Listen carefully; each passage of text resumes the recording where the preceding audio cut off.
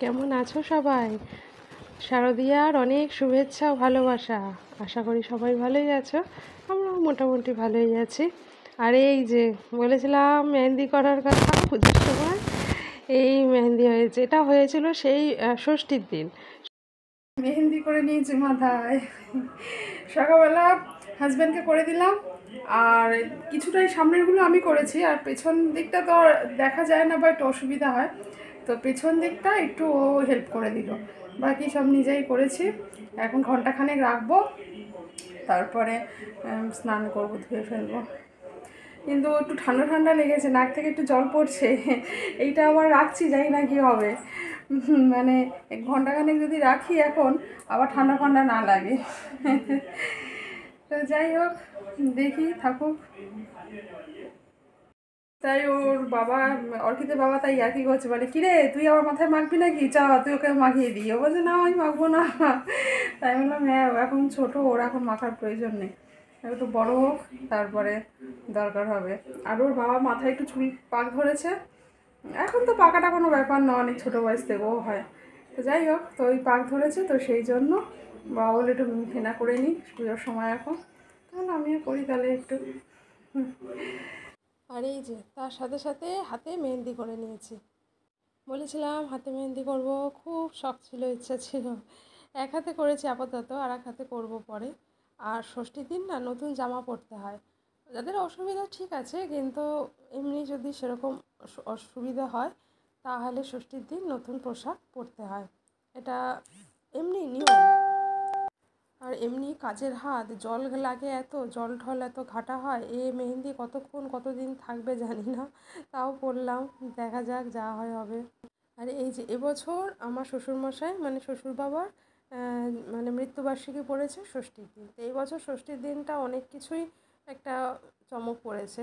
আর এবছর ষষ্ঠীর দিন আমাদের ঘোরার প্ল্যানটাও অতটা বেশি হচ্ছে না, তার কারণ এরপরে আমাদের একটু ঘুরতে যাওয়ার আছে, তার একটা প্ল্যান প্রিপারেশন আছে।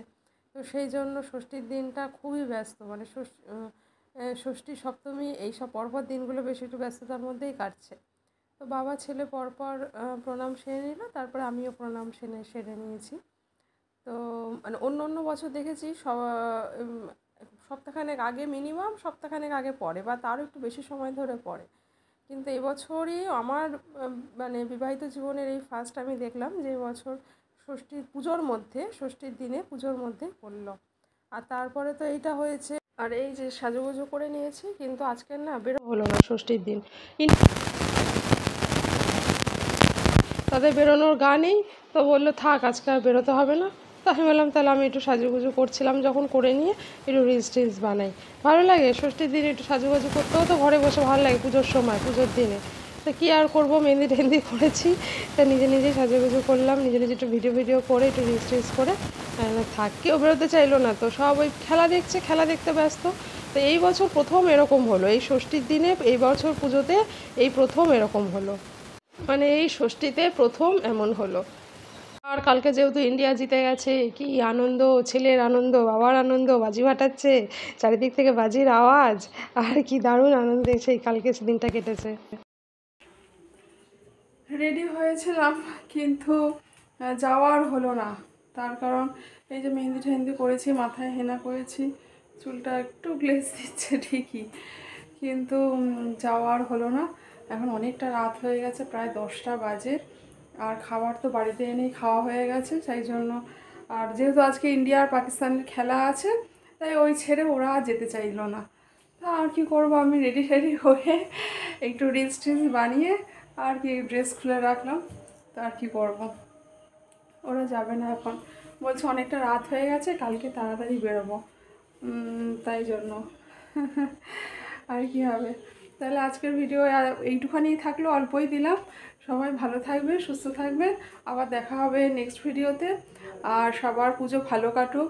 আজকের ষষ্ঠী, শুভ ষষ্ঠী, সবাইকে মানে অনেক আন্তরিক প্রীতি শুভেচ্ছা ভালোবাসা জানাই। সবাই ভালো করে পুজো কাটান, সুস্থ থাকুন। তাহলে আসছি, টাটা।